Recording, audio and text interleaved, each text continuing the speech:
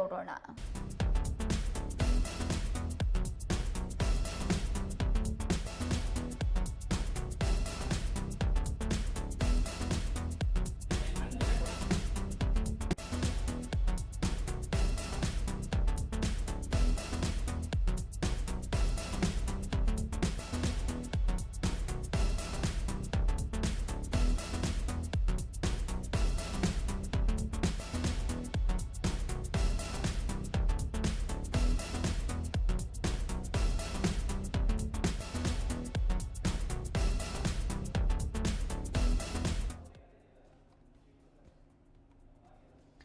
ಎರಡು 2023ರಲ್ಲಿ ಭೀಕರ ಬರವಿತ್ತು. ಹೊಲ, ತೋಟ, ಗದ್ದೆಗಳೆಲ್ಲವೂ ಕೂಡ ಹೋಗಿದ್ವು.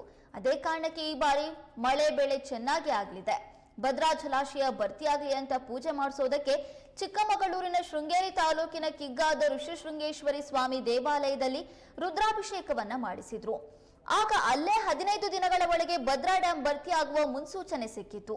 ಅಂತೆಯೇ ಜುಲೈ ತಿಂಗಳಿನಲ್ಲಿಯೇ ಭದ್ರಾ ಡ್ಯಾಂ ಭರ್ತಿಯಾಗಿದ್ದು ಹೊನ್ನಾಳಿ ತಾಲೂಕಿನ ಎಕ್ಕನಹಳ್ಳಿ ಜನರು ಈ ದಿನ ಬಾಗಿನವನ್ನ ಅರ್ಪಣೆ ಮಾಡೋದಕ್ಕೆ ಬಂದಿದ್ರು. ರುದ್ರಾಭಿಷೇಕ ಮಾಡುವ ಸಂದರ್ಭದಲ್ಲಿ 15 ದಿನಗಳ ಒಳಗೆ ಜಲಾಶಯ ಭರ್ತಿಯಾಗುತ್ತೆ, ಮಳೆ ಬೆಳೆ ಚೆನ್ನಾಗಿ ಆಗುತ್ತೆ ಅಂತ ಅಲ್ಲಿ ಸೂಚನೆ ಸಿಕ್ಕಿತ್ತು.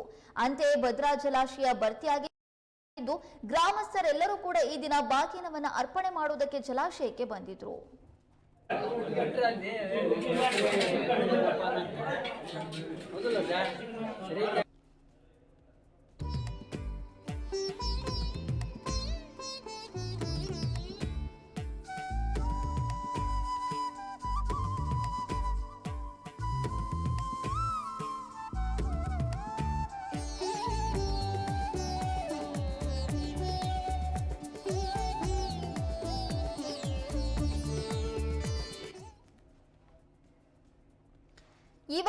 ಈ ಬಾರಿ ಭದ್ರಾ ಡ್ಯಾಂ ಕೇವಲ 1 ತಿಂಗಳ ಮಳೆಗೇನೆ ಭರ್ತಿಯಾಗಿದೆ.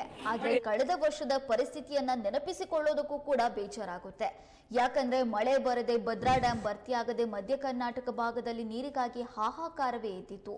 ತೋಟ ಗದ್ದೆಗಳಿಗೆ ನೀರಿರಲಿಲ್ಲ, ಬೆಳೆಗಳೆಲ್ಲವೂ ನಾಶವಾಗಿದ್ವು, ಕುಡಿಯೋದಕ್ಕೂ ಕೂಡ ನೀರಿನ ಸಮಸ್ಯೆ ತಲೆದೋರಿತು.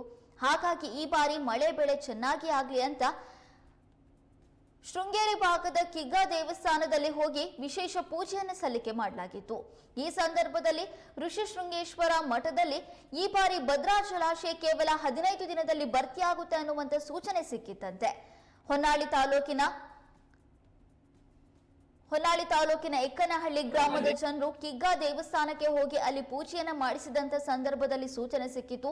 ಆ ಹಿನ್ನೆಲೆಯಲ್ಲಿ ಇವತ್ತು ಭದ್ರಾ ಜಲಾಶಯ ಭರ್ತಿಯಾಗಿ ಕ್ರಸ್ಟ್ ಗೇಟ್ಗಳ ಮೂಲಕ ನೀರನ್ನ ಬಿಡುವಂತ ಸಂದರ್ಭದಲ್ಲಿ ಬಾಗಿನ ಅರ್ಪಣೆ ಮಾಡೋದಕ್ಕೆ ಗ್ರಾಮಸ್ಥರೆಲ್ಲರೂ ಕೂಡ ಆಗಮಿಸಿದ್ರು. ವಿಶೇಷ ಪೂಜೆಯನ್ನ ಸಲ್ಲಿಕೆ ಮಾಡಿ ಬಾಗಿನವನ್ನ ಅರ್ಪಣೆ ಮಾಡಿದ್ದಾರೆ.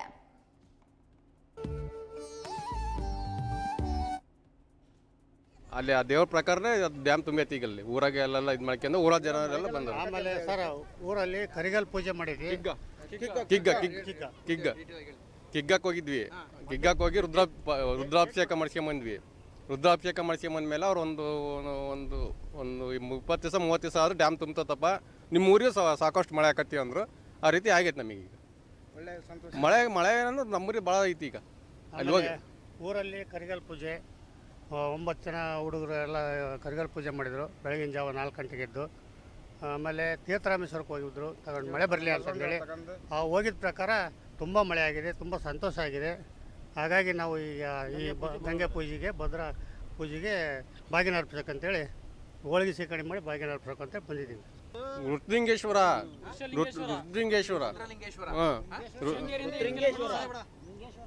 ಶೃಂಗೇರಿಂದ 8 ಕಿಲೋಮೀಟ್ರ್.